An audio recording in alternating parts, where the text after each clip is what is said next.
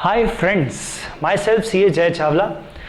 मैं आज आपको एक इंटरेस्टिंग टॉपिक पढ़ाने वाला हूँ।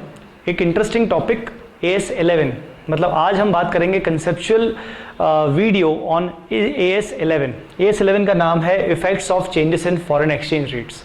अच्छी बात यह है कि ये वीडियो IPCC के बच्चे चाहे ग्रुप 1 के हों चाहे ग्रुप 2 के हों, मतलब न्यू सिलेबस के या ओल्ड सिलेबस के भी हों, ये दोनों देख सकते हैं क्योंकि ये टॉपिक दोनों में आता है। और अगर ग्रुप 1 की बात करें और न्यू सिलेबस की बात करें तो ग्रुप 1 में ये टॉपिक आता है, और ओल्ड सिलेबस की बात करें तो ग्रुप 2 में ये टॉपिक आता है। तो चलिए आज हम बात करेंगे AS11 की। AS11 का नाम है effects of changes in foreign exchange rates. तो चलिए शुरू करते हैं। सबसे पहले मैं आपको ये बताना चाहता हूं कि फॉरेन एक्सचेंज रेट्स का मतलब क्या होता है। फॉरेन एक्सचेंज रेट्स जैसे एग्जाम्पल के तौर पर $1 बराबर 65.75 पैसा। मतलब ये कि एक्सचेंज रेट मतलब दो अलग अलग सेपरेट यूनिट ऑफ करेंसीज को आपस में मेजर करने का रेट को बोलते हैं फॉरेन एक्सचेंज रेट। अब दूसरा आपको ये मोस्ट इंपॉर्टेंटली समझना है कि करेंसीज AS11 के हिसाब से करेंसीज कितने प्रकार की होती हैं। करेंसीज दो प्रकार की होती हैं, एक होती है रिपोर्टिंग करेंसी, और एक दूसरी होती है फॉरेन करेंसी। रिपोर्टिंग करेंसी का मतलब जिस करेंसी में आप अपने फाइनेंशियल स्टेटमेंट्स को रिपोर्ट करते हैं। Financial statements are reported. AS11 के अनुसार रिपोर्टिंग करेंसी सिर्फ एक हो सकती है। मतलब आप अपने फाइनेंशियल स्टेटमेंट्स को एक पर्टिकुलर करेंसी में रिपोर्ट कर सकते हो, तो आप उस करेंसी को रिपोर्टिंग बोलोगे, और उस करेंसी के अलावा जितनी भी करेंसीज होंगी उसको सबको बोलेंगे फॉरेन करेंसी। तो फॉरेन करेंसी मतलब अदर देन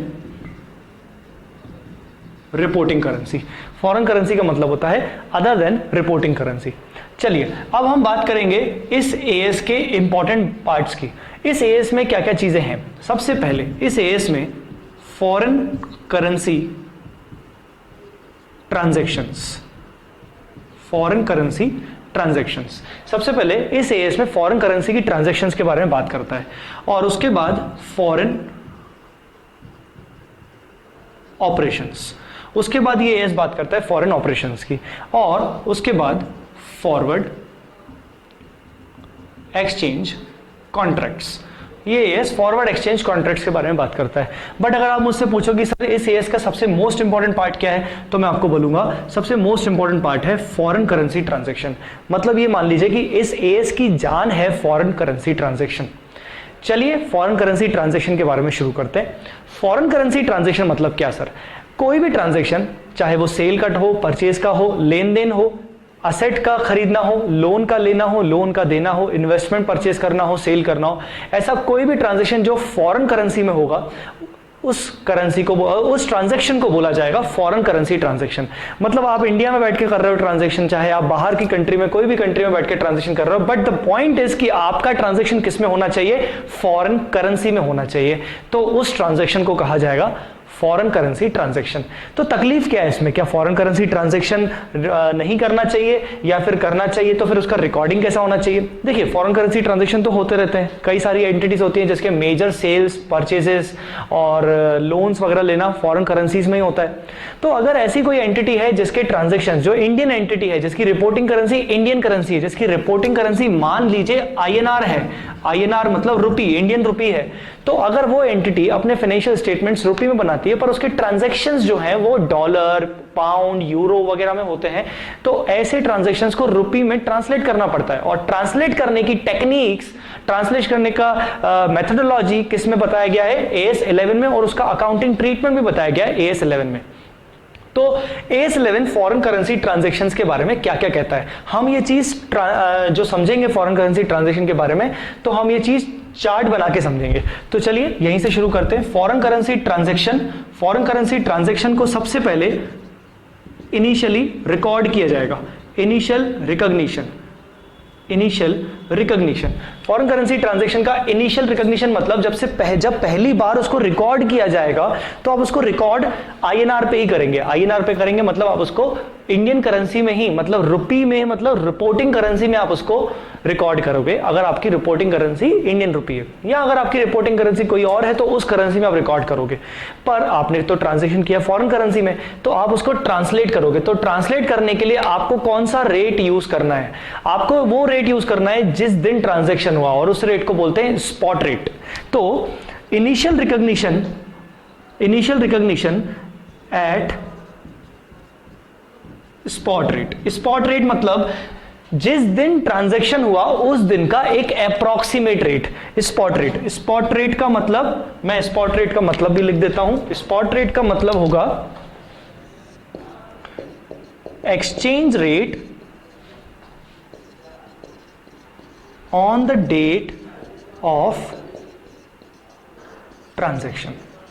जिस दिन ट्रांजैक्शन हुआ उस दिन का एक्सचेंज रेट, उसको बोलते हैं स्पॉट रेट। जैसे मान लीजिए कोई भी आपने एक सेल किया, आपने सेल किया क्रेडिट पर, तो क्रेडिट पर सेल करने का मतलब हुआ कि आपके डेटर्स अराइज होंगे और आपकी रेवेन्यू जनरेट होगा। तो आप सेल करोगे तो एंट्री करेंगे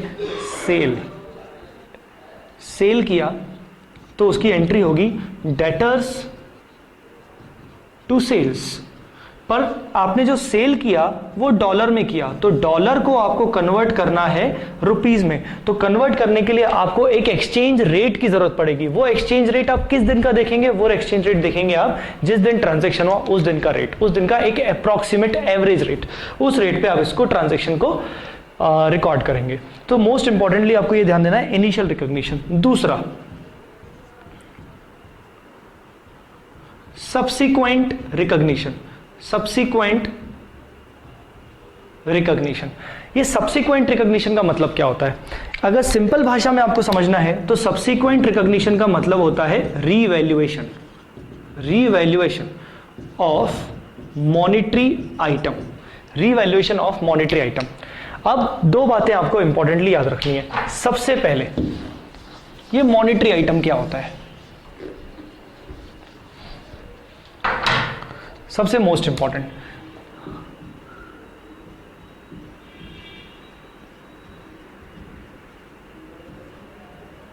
ये मॉनिटरी आइटम्स क्या होते हैं? मॉनिटरी आइटम्स की अगर डेफिनेशन पे जाएं तो मॉनिटरी आइटम्स को बोला गया है मनी हेल्ड। मनी हेल्ड मतलब cash and bank balance, money held, and assets और लाइबिलिटीज विच आर रिसीवेबल और settled in fixed determinable amount। Fix determinable amount मतलब ऐसी कोई भी असेट जिससे पैसा मिलना हो, जब जो रिसीवेबल हो, असेट से रिसीवेबल होता है, लाइबिलिटी से सेटलमेंट होता है, तो ऐसा कोई भी रिसीवेबल या ऐसा कोई भी पेबल हो जिसका रिसीवेबल और पेबल का अमाउंट फिक्स है। जैसे डेटर से मुझे 50,000 रुपए लेने हैं, $50,000 लेने हैं, तो वो एक फिक्स है। ऐसा नहीं कि मतलब उसकी वैल्यू बाद में कभी चेंज हो जाएगी। ऐसा नहीं कि आज 50,000 वैल्यू है तो एक महीने बाद उसकी वैल्यू 60,000 हो जाएगी, अपने आप मार्केट में उसकी वैल्यू चेंज हो जाएगी। आपने कभी सुना है डेटर क्रेडिटर लोन की मार्केट में वैल्यू बदल जाती है? ये सुना होगा कि मार्केट में बिल्डिंग की वैल्यू बदल जाती है, इन्वेस्टमेंट्स की वैल्यू बदल जाती है। तो बिल्डिंग और इन्वेस्टमेंट्स को मॉनिटरी आइटम्स की डेफिनेशन से नहीं रखा गया है। तो मॉनिटरी आइटम ऐसे असेट्स और लायबिलिटीज जिनकी वैल्यू, जिनका रिसीवेबल और जिनका सेटलमेंट एक फिक्स हो, हमेशा एक किसी कॉन्ट्रैक्ट के जरिए हमेशा वो फिक्स हो। तो यहां पर हम बात करने वाले हैं सब्सिक्वेंट रिकॉग्निशन की। सब्सिक्वेंट रिकॉग्निशन का मतलब होता है रीवैल्यूएशन करना। तो मैंने आपको बोला था आपको दो बातें याद रखनी है। पहला, मॉनिटरी आइटम्स का मतलब क्या होता है? मॉनिटरी आइटम्स का मतलब मनी हेल्ड या फिर असेट एंड लायबिलिटी जिनकी वैल्यू फिक्स हो, ठीक है? जैसे cash, bank, debtors, creditors, loans, ये सब आपके मॉनिटरी आइटम्स होते हैं। तो अब मॉनिटरी आइटम्स का मुझे क्या करना है? दूसरी बात, मॉनिटरी आइटम्स का मुझे क्या करना है? रीवैल्यूएशन करना है। रीवैल्यूएशन कब करना है? Subsequent recognition. ये सब्सिक्वेंट रिकॉग्निशन, रीवैल्यूएशन कब होगा? Subsequent recognition on balance sheet date. जब बैलेंस शीट बनेगी उस दिन ये ढूंढा जाएगा कि हमारी बैलेंस शीट में कौन कौन से मॉनिटरी आइटम है, हमारी बैलेंस शीट में कौन कौन से मॉनिटरी आइटम है। तो सबसे पहले आइडेंटिफाई मॉनिटरी आइटम्स। सबसे पहले हमें मॉनिटरी आइटम्स को आइडेंटिफाई करना है, हमें चेक करना है कि मेरी बैलेंस शीट में कौन कौन से आइटम्स मॉनिटरी आइटम्स हैं, ठीक है ना। और वो भी मेरे कौन से मॉनिटरी आइटम्स होने चाहिए, फॉरेन करेंसी वाले, फॉरेन करेंसी वाले। सर ये फॉरेन करेंसी वाले क्यों भाई, कौन सा एएस पढ़ रहे हो, effects of changes in foreign exchange rates. मतलब मेरा डेटर, मेरा क्रेडिटर का सेटलमेंट, रिसीवेबल, लोन का सेटलमेंट, रिसीवेबल फॉरेन करेंसी में अगर हो रहा है तो उस आइटम को मैं आइडेंटिफाई करूंगा। फिर मैं क्या करूंगा, फिर आइडेंटिफाई करके मैं उसको रीवैल्यू करूंगा, revalue it as per balance sheet exchange rate. Balance sheet exchange rate मतलब देखिए, इस फॉरेन करेंसी वाले मॉनिटरी आइटम को मैंने जब फर्स्ट टाइम रिकॉर्ड किया होगा, मतलब इनिशियल रिकॉर्ड किया होगा, तो मैंने कौन से रेट पर रिकॉर्ड किया होगा, स्पॉट रेट पर रिकॉर्ड किया होगा। मैंने इसको स्पॉट रेट पर रिकॉर्ड किया होगा। अब जब मैं उसको बैलेंस शीट पे कैरी करके लाया हूं, अभी तक वो सेटल नहीं हुआ है या फिर रिसीवेबल ही पड़ा हुआ है, और आज मुझे बैलेंस शीट में उसको नॉर्मल वैल्यू पे शो करना है, तो मैं उसको किस वैल्यू पे शो करूं, मुझे उसको रीवैल्यू करके बैलेंस शीट डेट पे मुझे उसको रीवैल्यू करके नए एक्सचेंज रेट, क्योंकि एक्सचेंज रेट चेंज हो गया होगा तो मुझे उसको नए एक्सचेंज रेट पे उसको दिखाना पड़ेगा, मुझे उसको नए एक्सचेंज रेट पे दिखाना पड़ेगा, तो मैंने उसको रीवैल्यू करना पड़ेगा। इसको कहते हैं सब्सिक्वेंट रिकॉग्निशन। फॉर एग्जाम्पल मान लीजिए कि स्पॉट रेट था सपोज, मान लीजिए 64.85, पर बैलेंस शीट डेट पे मान लीजिए रेट हो गया 65.15। तो जो 64.85 से 65.15 जो भी चेंजेस हुए हैं, वो चेंजेस का मुझे यहां पर रिफ्लेक्शन देना है, उन चेंजेस का रिफ्लेक्शन देना है, तो मुझे उसको रीवैल्यू करना है, revalue it as per balance sheet exchange rate. अब रीवैल्यू करने के बाद जब मैं उसको रीवैल्यू करूंगा तो यहां से एक्सचेंज डिफरेंस अराइज होगा। डिफरेंस अराइज कैसे होगा, देखिए 64.85 पर मैंने इनिशियली रिकॉर्ड किया था, अब रेट हो गया 65.15, तो उस चीज को बोलते हैं एक्सचेंज डिफरेंस। एक्सचेंज डिफरेंस या तो गेन होगा या तो लॉस होगा, या तो गेन होगा या तो लॉस होगा, या तो आपका वैल्यू बढ़ेगा असेट का या तो असेट का वैल्यू गिरेगा, या तो लायबिलिटी का वैल्यू बढ़ेगा या तो लायबिलिटी का वैल्यू गिरेगा। तो एक्सचेंज डिफरेंस में या तो गेन होगा या तो लॉस होगा, और उस एक्सचेंज डिफरेंस का मतलब गेन और लॉस का मुझे डिस्कस करना है आपके साथ अकाउंटिंग ट्रीटमेंट। क्या डिस्कस करना है, अकाउंटिंग ट्रीटमेंट क्या होगा, अकाउंटिंग ट्रीटमेंट मुझे उसका डिस्कस करना है आपके साथ। आ रही बात समझ में आपको। तो मोस्ट इंपॉर्टेंटली हमें याद रखना है कि फॉरेन करेंसी ट्रांजैक्शन अगर कभी भी होगा तो मुझे उसको इनिशियली स्पॉट रेट पर रिकॉर्ड करना है, फिर मुझे सब्सिक्वेंट रिकॉग्निशन करना है।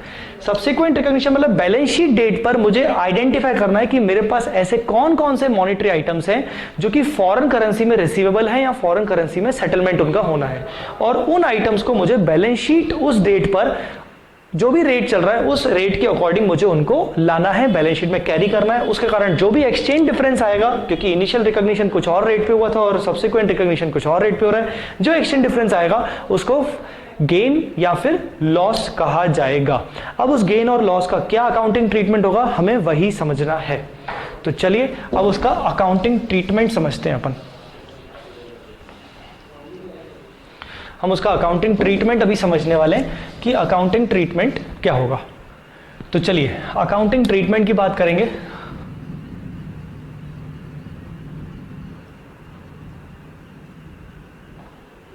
अकाउंटिंग ट्रीटमेंट ऑफ ईडी, मैं एक्सचेंज डिफरेंस को ईडी बोलूंगा, बार बार क्या लंबा एक्सचेंज डिफरेंस बोलना ठीक नहीं है, मैं उसको ईडी शॉर्ट में बोलूंगा। तो अकाउंटिंग ट्रीटमेंट ऑफ ईडी की हम बात करेंगे अभी। तो ये अकाउंटिंग ट्रीटमेंट ऑफ ईडी में क्या क्या होगा, मतलब गेन और लॉस का क्या हो सकता है। सबसे पहले आपको ये चेक करना है कि जो ये एक्सचेंज डिफरेंस निकला है वो मॉनेटरी आइटम के ऊपर निकला है, फॉरेन करेंसी मॉनेटरी आइटम के ऊपर निकला है। तो वो जो ईडी है फॉरेन करेंसी मॉनेटरी आइटम, तो वो क्या ED short term foreign currency monetary item पर है, मैंने आगे एसटी लगा लिया, शॉर्ट टर्म। शॉर्ट टर्म मतलब जिसकी लाइफ लेस देन 12 मंथ्स हो, जिसकी लाइफ क्या हो, लेस देन 12 मंथ्स। तो अगर वो ईडी जो निकला है मतलब फॉरेन करेंसी मॉनेटरी आइटम पर, तो अगर वो शॉर्ट टर्म नेचर का है तो मुझे कुछ और करना है, और अगर लॉन्ग टर्म नेचर का है, long term foreign currency monetary items. Long term foreign currency item, monetary item मतलब जिसकी लाइफ 12 महीने से ऊपर हो। तो short term foreign currency monetary item है तो ईडी को मैं हमेशा प्रॉफिट एंड लॉस अकाउंट में ले जाऊंगा। मतलब वो चाहे गेन हो चाहे लॉस हो, वो मेरे प्रॉफिट एंड लॉस में रिफ्लेक्ट होगा। आ रही बात समझ में कि नहीं?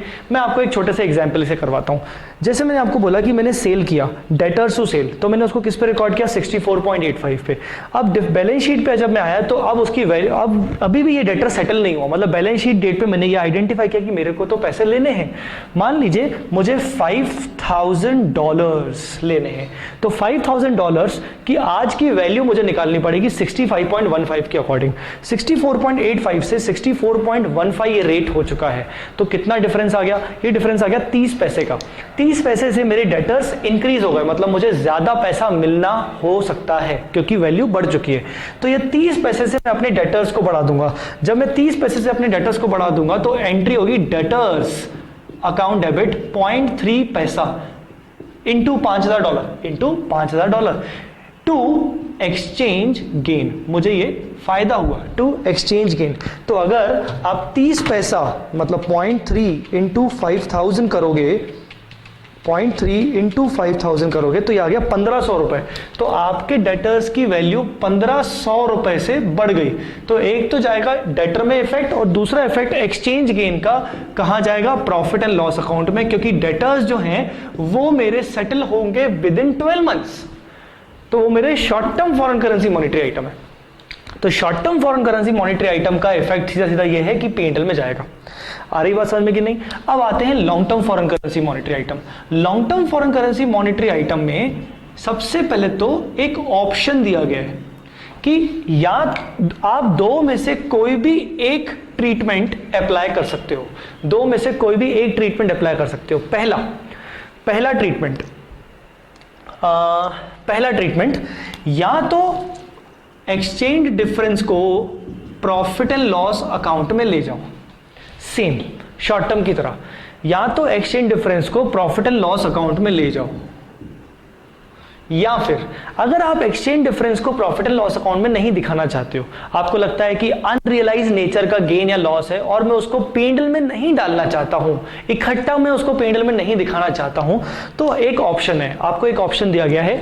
आपको सबसे पहले ये चेक करना पड़ेगा, क्या करना पड़ेगा? चेक कि जो आपका long term foreign currency monetary item है वो क्या किसी डेप्रीशिएबल एसेट, फिक्स एसेट से रिलेटेड है। Whether related to any depreciable fix asset, yes, वो किसी डेप्रीशिएबल फिक्स एसेट से रिलेटेड है। और दूसरा ऑप्शन आएगा not related to depreciable fixed asset. अगर long term foreign currency monetary item किसी डेप्रीशिएबल फिक्स एसेट से रिलेटेड है, अब ये कैसे समझे डेप्रीशिएबल फिक्स एसेट से रिलेटेड है? मान लीजिए आपको एक मशीन परचेज करना है, depreciable fix asset machine purchase करना है, पर मशीन परचेज करने के लिए आपको लोन की रिक्वायरमेंट है और लोन आपने लिया है इंडिया से बाहर की कंट्री से, मतलब अमेरिका से लोन लिया है, डॉलर्स में लोन लिया, तो ये आपका बन गया फॉरेन करेंसी ट्रांजैक्शन। आपने इनिशियली रिकॉर्ड किया होगा उसको स्पॉट रेट पे। जब ये आप बैलेंस शीट पे लोन को कैरी करके लाए होगे तो वो लोन आपका बन गया मॉनिटरी आइटम फॉरेन करेंसी में, क्योंकि वो फिक्स अमाउंट है, आपको रीपे करना पड़ेगा। तो उस लोन का मान लीजिए रीपेमेंट है मुझे 5 साल में करना है, मतलब 12 महीने से ऊपर है, तो वो बन गया लॉन्ग टर्म। तो मुझे ये देखना पड़ेगा कि क्या ये मेरा लोन किसी डेप्रीशिएबल एसेट से रिलेटेड है। तो यहां पर मैंने आपको एग्जांपल दिया कि मशीन के लिए लेना था, इसका मतलब ये रिलेटेड है। और अगर मैंने मान लीजिए ऐसा कोई लोन मशीन या किसी डेप्रीशिएबल एसेट से रिलेटेड नहीं लिया, मेरा जनरल एक लोन चल रहा है पर वो किसी एसेट के लिए नहीं था, तो मैं बोलूंगा not related to depreciable fix asset.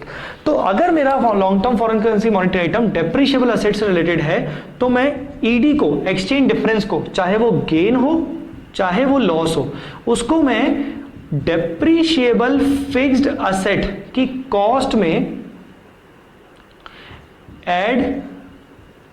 Added to और deducted from cost of depreciable fixed asset, मैं उसको डेप्रीशिएबल फिक्स एसेट की कॉस्ट में ऐड कर दूंगा या लेस कर दूंगा? ऐड कब करूंगा? जब लॉस होगा। लॉस होगा तो मैं उसको उसका डेबिट बैलेंस असेट पे ले जाऊंगा, और अगर गेन होगा तो मैं असेट की वैल्यू डाउन कर दूंगा। मतलब मैं डेप्रीसिएशन फिर रिवाइज्ड वैल्यू पे लगाऊंगा, और ईडी माइनस करने के बाद जो वैल्यू आएगी उस पे डेप्रीसिएशन लगाया जाएगा। ठीक है, ये आपको बात समझ में आई कि नहीं?